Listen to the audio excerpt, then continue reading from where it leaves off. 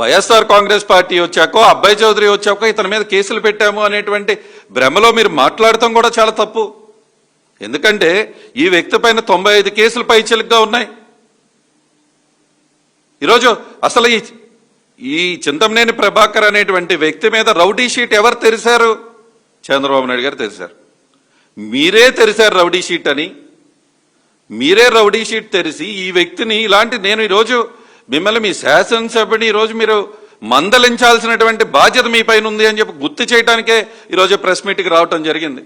ఎందుకంటే మీరు మందలించకపోతే ఈరోజు ఒక శాసనసభ్యుడైనటువంటి వ్యక్తి, ఆ నియోజకవర్గానికి పెద్దగా ఉండాల్సినటువంటి వ్యక్తి, ఆ నియోజకవర్గాన్ని యొక్క అభివృద్ధి సంక్షేమంలో ముందుకు నడిపించాల్సినటువంటి వ్యక్తి, ఆ నియోజకవర్గ అభివృద్ధి సంక్షేమం పక్కన పెట్టి ఎంతసేపు కూడా కక్షపూరితమైనటువంటి వాతావరణం. అసలు ఏం జరుగుతూ ఉందో చంద్రబాబు నాయుడు గారు మా నియోజకవర్గంలో మీకు తెలుస్తూ ఉందా? ఈరోజు అసలు మీకు ఉన్నటువంటి ఇంటెలిజెన్స్ మీకు పనిచేస్తూ ఉందా అని అడుగుతా ఉన్నా. ఈరోజు డెఫినెట్గా రాజకీయాలు అన్నాక చిన్న చిన్న మనస్పర్ధలు ఉంటాయి, రాజకీయ వేడి ఉంటుంది. ఎలక్షన్ అవ్వగానే ఆ వారం రోజులో ఆ 10 రోజులో ఈ కార్యకర్తలో ఆ కార్యకర్తలో జోష్లో కొన్ని తప్పులు చేసి ఉండొచ్చు. కానీ దాన్ని కంటిన్యూటీగా ఈరోజు 2 సంవత్సరాలు పూర్తవుతా ఉంది. నియోజకవర్గ అభివృద్ధి పైన ధ్యాస పెట్టకుండా ఇంకా కూడా గొడవలు కుట్రలు. ఈరోజు ఈ కుట్రలకి ఈరోజు ప్రతి ఒక్క ఆ రోజు అక్కడ జెండా మోసే ప్రతి వైఎస్ఆర్ కాంగ్రెస్ పార్టీ కార్యకర్త కూడా ఈ రాష్ట్రంలో ఈ ప్రజానికంలో ఆయనకు కూడా మీరే కదా ముఖ్యమంత్రి. ప్రతి ఒక్కరికి కూడా ఈ రాష్ట్రంలో ఉన్న ప్రతి ప్రజలందరికీ మీరే కదా ముఖ్యమంత్రి. ఇలాంటి మీరు ప్రోత్సహించి ఖండించకపోతే వాళ్ళు చేస్తున్నటువంటి ప్రవర్తన ఏ విధంగా ఉందో కూడా మీకు కొన్ని చూపిస్తాను. దెందులూరు నియోజకవర్గంలో జరిగినటువంటి సంఘటనలు మీ దృష్టికి వచ్చాయో లేదో మీకు తెలియాలనేటువంటి ఉద్దేశంతో మళ్ళీ ఒకసారి ఈ 2 సంవత్సరాలుగా ఈ నియోజకవర్గంలో జరిగినటువంటి సంఘటనల్ని ఈ మీడియా ముఖంగా మీకు తెలియజేసే విధానంగా మీకు ఇక్కడ చూపిస్తా ఉన్నాం. ఇది మీరు చూస్తే ఆయన మేడుకొండ కృష్ణ గారని ఒక పార్టీ, ఆయన ఒక గ్రామ సర్పంచ్గా చేసినటువంటి వ్యక్తి, ఆయన ఒక ఎంపీపీగా చేసినటువంటి వ్యక్తి. వాళ్ళని చూడండి ఏ విధంగా కొట్టేటువంటి పరిస్థితితో, వాళ్ళ కారుని ఏ విధంగా నాశనం చేశారో చూడండి. గుణపాన్ని తీసుకెళ్లి కారు మధ్యలో మీరు గుచ్చటం జరిగింది ఆ కారు మీద. ఇది మీ కూటమి ప్రభుత్వం అధికారంలోకి వచ్చాక కారు వెళ్తుంటే ఆపి చేసినటువంటి సంఘటన. తీసుకువెళ్ళండి అన్న, ఇది పైన ఒకసారి. అది మా దెందులూరు మండల వైస్ ఎంపీపీ వేమూరు జితేంద్ర కుమార్ గారు పెట్రోల్ బంక్ని కానీ ఆయన ఇంటికి కానీ ఆ ఇంటిని ముట్టడించి కార్లు పెట్రోల్ బంకు అంటే ఒక వ్యాపారం చేసుకోకూడదా, ఆ పెట్రోల్ బంక్ని నాశనం చేసినటువంటి పరిస్థితి. నెక్స్ట్ ఇది మా జెడ్పీటీసీ గారి ఇల్లు. మా జెడ్పీటీసీ గారి ఇంట్లో నిట్టా గంగరాజు గారి నాన్నగారు ఉంటే వారిపైన దాడి, వారి ఇంటిపైన రాళ్లు వేసినటువంటి సందర్భం. ముందుకెళ్ళండి అన్న. ఇది పొన్నూరు సుబ్బారావు అన్నని వాళ్ళ ఇంటి దగ్గర ఉన్నటువంటి ఫామ్ని తగలబెట్టేసినటువంటి సంఘటనలు. చిన్న చిన్న రైతుల యొక్క ఒకసారి నెక్స్ట్ వెళ్ళండి. ఇది కామిరెడ్డి నాని మా మండల పార్టీ అధ్యక్షుడు ఆయన ఇంటి దగ్గర చేసినటువంటి ఘనకార్యం. పార్టీ ఆఫీసు ఇల్లు కూడా చూడండి ఏ విధంగా డ్యామేజ్ చేశారో. ఇది సాక్షాత్తు నా ఇంటిపైనే దాడి. ఏదో ఒక అబద్ధాన్ని నిజం చేయాలనేటువంటి ప్రయత్నం. సాక్షాత్గా నా ఇంటిపైనే దాడి చేసి నా ఇంటి మీద రాళ్లు వేసేటువంటి ప్రయత్నం చేసి, అది చూడండి రాళ్లు తీస్తున్న టీడీపీ గుండాలు నా ఇంటి దగ్గరికి వచ్చి, నేను ఉండేటువంటి నివాసం ఉండేటువంటి నా ఇంట్లో 70 సంవత్సరాలు దాటినటువంటి తల్లిదండ్రులు ఉంటున్నటువంటి మా ఇంట్లోకే వచ్చి మా ఇంటి దగ్గరికి వచ్చి చేస్తున్నటువంటి ప్రయత్నం. అదేవిధంగా ఈరోజు నియోజకవర్గంలో ఎవరూ బతికే పరిస్థితి లేకుండా క్రియేట్ చేసేటువంటి వైనం ఈరోజు. అదేవిధంగా ఈరోజు తోటలు కూడా ఆపేటువంటి ప్రయత్నం. ఎవడో డబ్బులు తీసుకున్నాడు అనేటువంటి ఒక అభూత కల్పనకు సృష్టిస్తూ అబద్ధాలను నిజాలు చేయాలనే ప్రయత్నం చేస్తూ కొల్లేరు ప్రజల్ని వాళ్ళందరినీ కూడా రెచ్చగొట్టి కావాలని నా ఇంటి మీద దాడి చేయించి ఈరోజు నా సొంత తోట, అది కూడా నా తోట కాదన్న,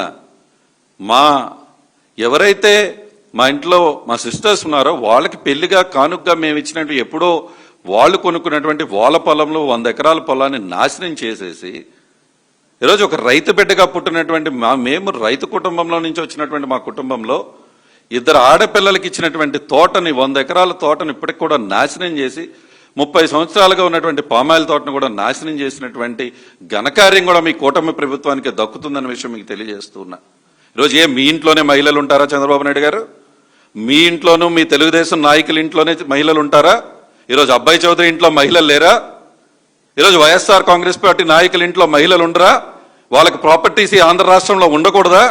ఉంటే ఈ విధంగా మీరు డ్యామేజ్ చేస్తూనే ఉంటారా? ఎవరు హక్కు ఇచ్చారు మీకు? మా కుటుంబం పొలంలోకి రౌడీ మోకలను పంపిస్తూ ఆ పొలాల్ని నాశనం చేసేటువంటి హక్కు మీకు ఎవరిచ్చారని అడుగుతా ఉన్నా. కేవలం ఈరోజు గతంలో మీ పార్టీ ఆఫీస్ కనో లేకపోతే మీ ఇంటి మీద కనో దాడికి వచ్చారని చెప్పి కేసులు పెట్టి వాళ్ళని ఈరోజు జైలుకి పంపించినటువంటి మీ ప్రభుత్వం ఒక పక్క మీరు నీతులు చెప్తూ ఇంకో పక్కేమో మీ పార్టీ వాళ్ళకైతే ఒక సిద్ధాంతము, వైఎస్ఆర్ కాంగ్రెస్ పార్టీ నాయకులు ఇల్లు వాళ్ళ తోటలు వాళ్ళ ప్రాపర్టీస్ అయితే ఇంకో సిద్ధాంతమా మీకు అని అడుగుతా ఉన్నా. ఎక్కడికి పోతుంది రాష్ట్రం అని అడుగుతా ఉన్నాం. ఈరోజు ఈ రాష్ట్రంలో మీరు ఏదో అనుకుంటున్నారేమో, నేను ఒకటే చెప్తా ఉన్నా, political power is temporary, government positions are temporary. అదేవిధంగా MLA post, MP post, minister post, chief minister post, everything is temporary, but the constitution is permanent. You need to understand that. The rule of law is permanent and you have to protect the rule of law. Rule of law ni protect చేయకుండా ఇలాంటి ఎవరైతే ఇలాంటి చేష్టలు చేస్తూ ఉన్నారో వాళ్ళని కూడా ఈరోజు మీరు ఖండించకుండా మీరు చేస్తున్నటువంటి ప్రయత్నం వల్ల ఈ రాష్ట్రంలో ఉన్నటువంటి యువతరానికి ఒక రాంగ్ మెసేజ్ వెళ్తూ ఉంది అనేది చంద్రబాబు నాయుడు గారు. కానీ అదేవిధంగా మాట్లాడితే ఇదంతా కూడా రెడ్ బుక్. ఏందన్నా ఈ రెడ్ బుక్? అంబేద్కర్ గారి రాజ్యాంగాన్ని వదిలేసి ఈ రెడ్ బుక్ రాజ్యాంగాన్ని అనేది మీరు ఎప్పుడైతే ఈరోజు కూటమి ప్రభుత్వంలో చేపట్టం మొదలు పెట్టారో ప్రతి ఒక్కళ్ళు కూడా ఈరోజు రాజ్యాంగాన్ని పాటించకుండా రెడ్ బుక్ రాజ్యాంగాన్ని పాటిస్తూ ఎక్కడ పడితే అక్కడ దాడులు. మీకు తెలియటల్లా ఈరోజు గ్రామాల్లో ఉన్నటువంటి పరిస్థితులు మారుతూ ఉన్నాయి. మీరు తెచ్చినటువంటి రెడ్ బుక్ రాజ్యాంగం ఈరోజు మొన్న నా ఇంటి మీద జరిగింది, మా వైఎస్ఆర్ కాంగ్రెస్ పార్టీ కార్యకర్తల మీద జరిగింది, నిన్న జరిగింది మీ ఇంటికే వచ్చింది, మీ తెలుగుదేశం నాయకుల ఇంటి ముందుకు వచ్చింది రెడ్ బుక్ రాజ్యాంగం.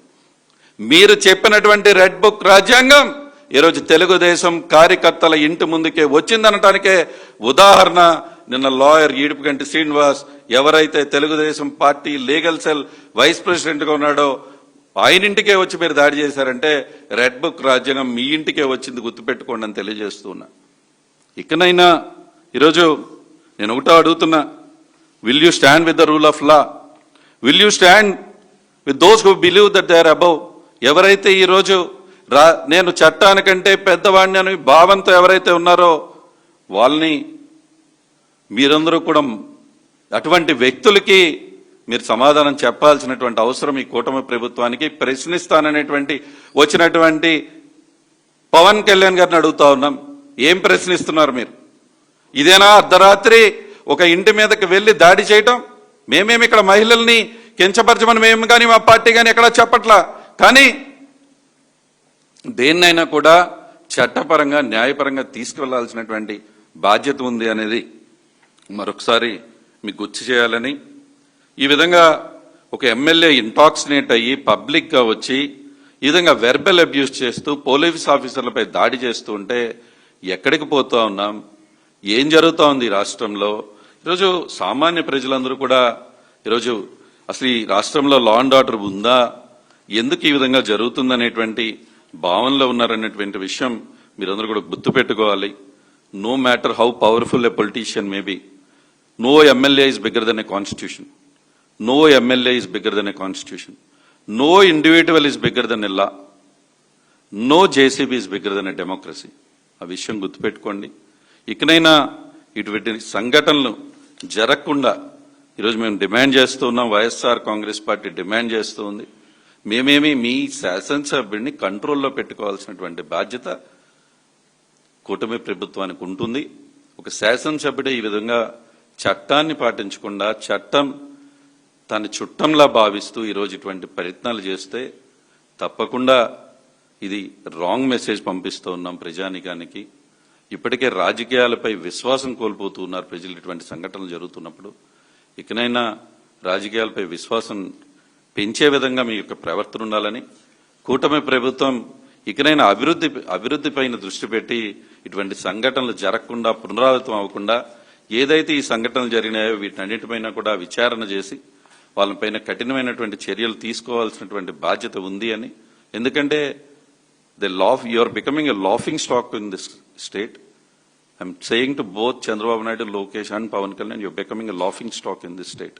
If you don't protect the rule of law, if the common citizen has done a similar kind of things, what Mr. Chintamani Prabhakar has done by taking a JCB into the house in the midnight by intoxicated fellow has been doing such kind of ruckus and you're not stopping him, then the entire state will be in the fear and you're really creating a very wrong atmosphere in the state. Nobody would be welcome.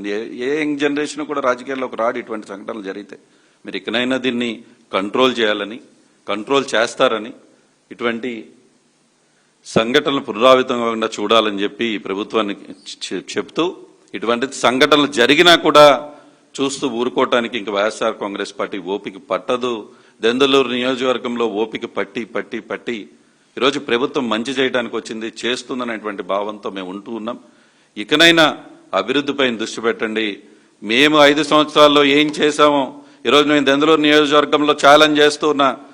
ఈరోజు అబ్బాయి చౌదరి జగనన్న కాలనీలో 179 కాలనీలు వచ్చి 16,000 మందికి ఇళ్ల స్థలాలు ఇచ్చాం మేము ఆ నియోజకవర్గంలో. మీరు చేయండి, దానికంటే సభాష్ అంటాం.